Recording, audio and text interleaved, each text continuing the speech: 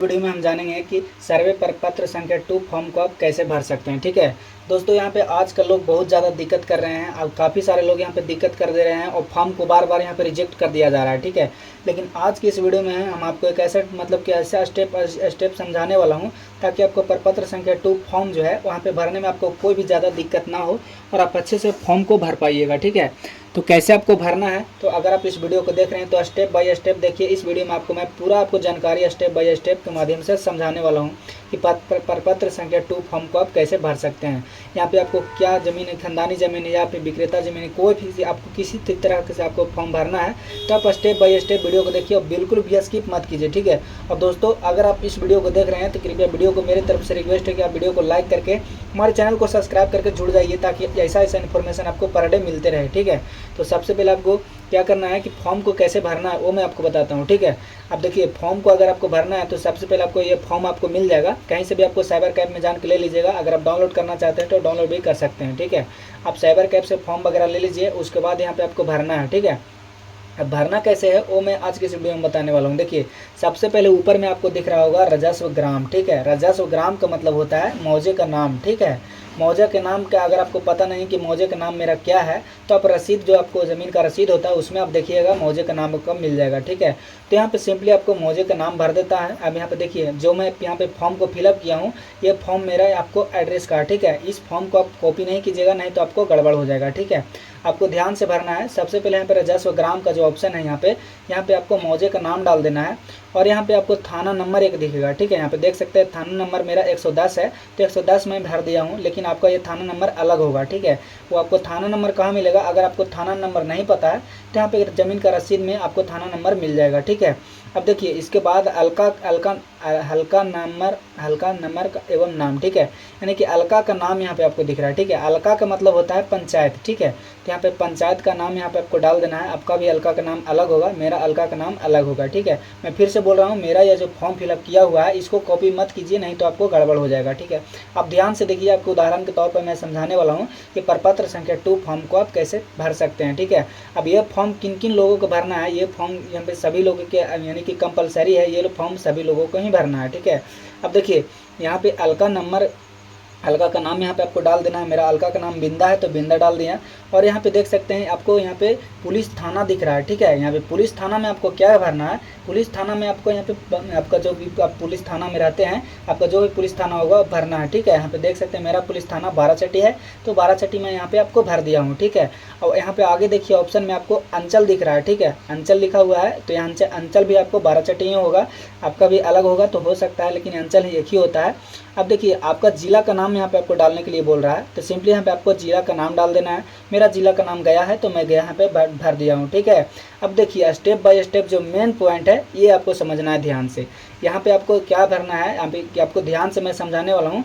इस वीडियो को आप बिल्कुल भी स्किप मत कीजिए, अगर थोड़ा सा भी स्किप कर देते हैं तो आपका फॉर्म भरने में आपको दिक्कत हो सकता है।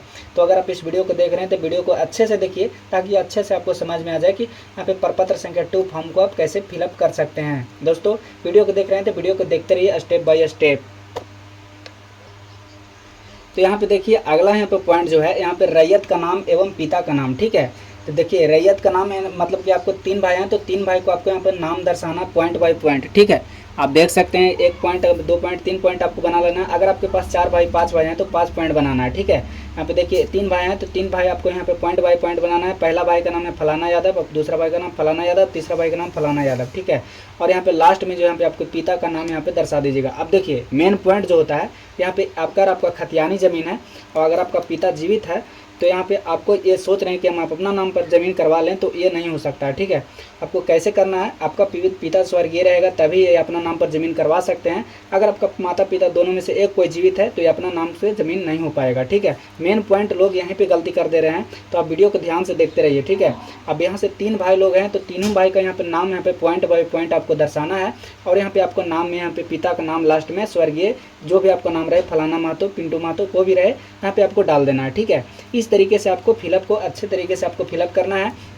अब ये आपको फिलअप हो जाएगा, ठीक है। अब इसको बगल में यहाँ पे अस्थाई पता दिख रहा है, ठीक है, अस्थाई पता दिख रहा है, यहाँ पे ग्राम आपको दिख रहा है, तो ग्राम जिस भी आप अस्थाई से आप बिलोंग करते हैं उसको आपको यहाँ पे डालना है, ठीक है। आप अगर आपका एड्रेस है तो एड्रेस आप यहाँ पे डालिए जहाँ से आप बिलोंग करते हैं। तो यहाँ से आपको यहाँ पे ग्राम आपको डाल देना है, ग्राम मेरा पटियौना है, पोस्ट बिंदा, थाना बरचटी, जिला गया। यहाँ पे मैं अपना अस्थाई पता मैं यहाँ पे डाल दिया हूँ, ठीक है। और यहाँ पे आपको पिन नंबर डाल देना है, ठीक है, पिन कोड जो होता है आपका वो आपको यहाँ पे डाल देना है, ठीक है। अब यहाँ पे देखिए मेन पॉइंट, अगला पॉइंट देखिए यहाँ पे खाता संख्या, ठीक है। आगे के खाता संख्या यानी कि ये खाता संख्या कितना में आपको कितना ज़मीन है ये आपको खाता संख्या यहाँ पे आपको भरना है सिंपली। तो खाता संख्या यहाँ पे मेरा 77 है, तो 77 मैं फिलअप कर रही हूँ। अगर आपको खाता संख्या पता नहीं है तो रसीद में आपको खाता संख्या दिख जाएगा या केवाला में खाता संख्या दिख जाएगा, ठीक है। वहाँ से आप खाता संख्या को लिख लीजिएगा। और यहाँ पे आपको खाता संख्या लिखने के बाद यहाँ पे आपको खेसरा दिख रहा है, ठीक है। खेसरा में आपको क्या, खेसरा का मतलब क्या होता है, प्लॉट नंबर, ठीक है। प्लॉट नंबर आपको दर्शाना है। ये देखिए खाता अब मेन पॉइंट एक और बताता हूँ, मैं बताने वाला हूँ कि ये फॉर्म एक खाता संख्या मतलब कि एक खाता में एक ही लोग यहाँ पे एक फॉर्म को भर सकते हैं, ठीक है। एक खाता में अगर आपके पास 4 प्लॉट है तो आप एक ही फॉर्म को भरिए, ठीक है। अगर आपके पास 2 खाता, 3 खाता, 4 खाता है तो सभी फॉर्म अलग अलग भरे जाएंगे, ठीक है। तो मैं यहाँ पे एक ही फॉर्म को भर रहा हूँ, एक खाता है, एक खाता को दर्शा के मैं एक ही फॉर्म को भर रहा हूँ। एक खाता के अंदर मेरा 3 प्लॉट है, तो यहाँ पे 3 प्लॉट आपको दिख रहा है, ठीक है। 751, 251 और यहाँ पे 752, ठीक है। एक खाता के अंदर मेरा 3 प्लॉट है, तो 3 प्लॉट यहाँ पे आपको दर्शाया गया है, ठीक है। तो ऐसे ही आपको भरना है। अगर आपके पास 2 खाता है तो ये नहीं कि आपको दोनों खाता लिख देना है, दोनों को मत लिखना है, उसको लिए एक अलग से फॉर्म भरना है, ठीक है। तो आप वीडियो को देख रहे हैं तो ध्यान से देखिए, बिल्कुल भी आप डिसमिस मत कीजिए, स्किप मत कीजिए, ठीक है। अब देखिए खाता संख्या 77 है और यहाँ पे प्लॉट नंबर 1051, 251, 752, ये खाता संख्या के अंतर्गत ये प्लॉट नंबर 3 प्लॉट नंबर है, ठीक है। अब यहाँ पे आपको दिख रहा है रकवा, ठीक है। रकबा जो दिख रहा है यहाँ पे आपको, यानी कि ये आपको रकबा यानी कि कितना डिसमिल है, खाता संख्या 1051 प्लॉट नंबर में आपको कितना डिसमिल ज़मीन है, ठीक है, वो आपको यहाँ पे दर्शाना है, ठीक है।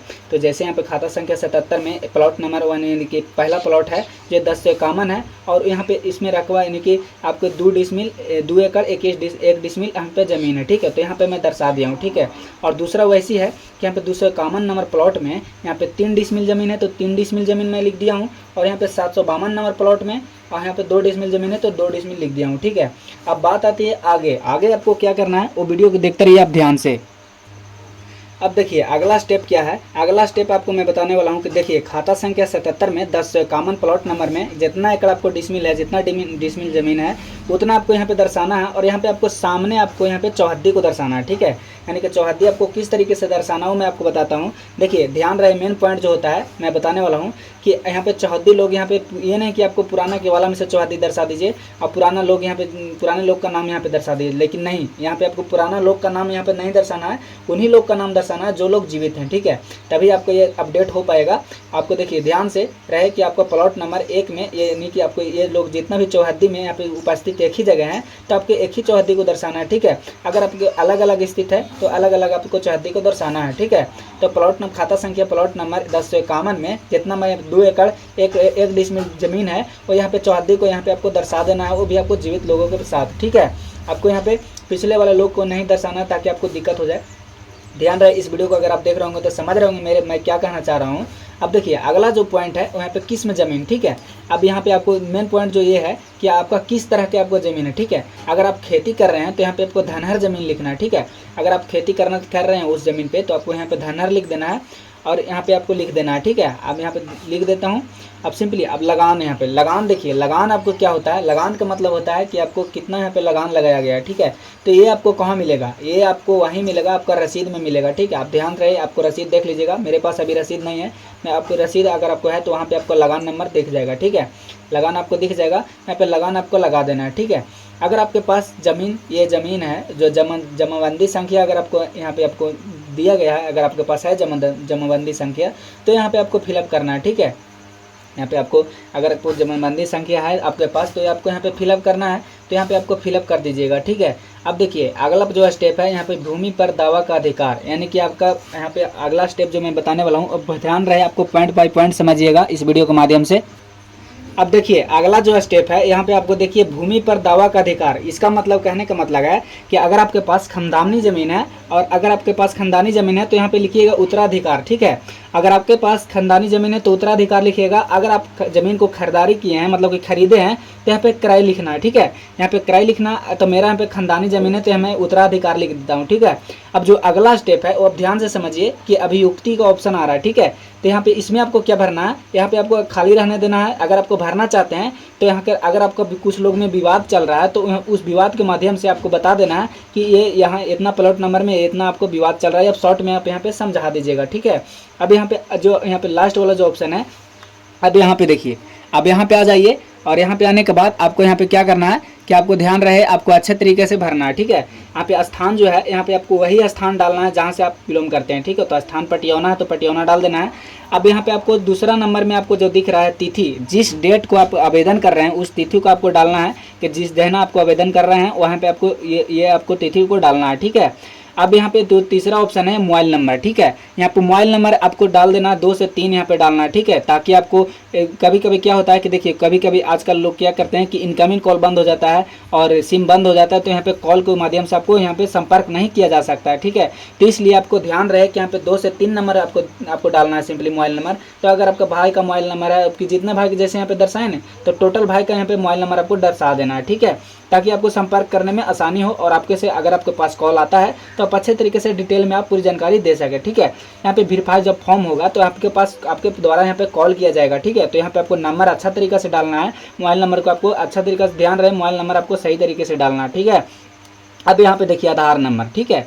आधार नंबर में आपको क्या डालना है कि आधार नंबर एक ही को नहीं डालना, ठीक है। अगर आपको यहाँ पे 3 भाई है तो तीनों भाई का यहाँ पे आधार नंबर आपको डालना है, ये जरूरी है। आपको ध्यान रहे कि यहाँ पे तीनों भाई का आधार नंबर को यहाँ पे दर्शाना है, ठीक है।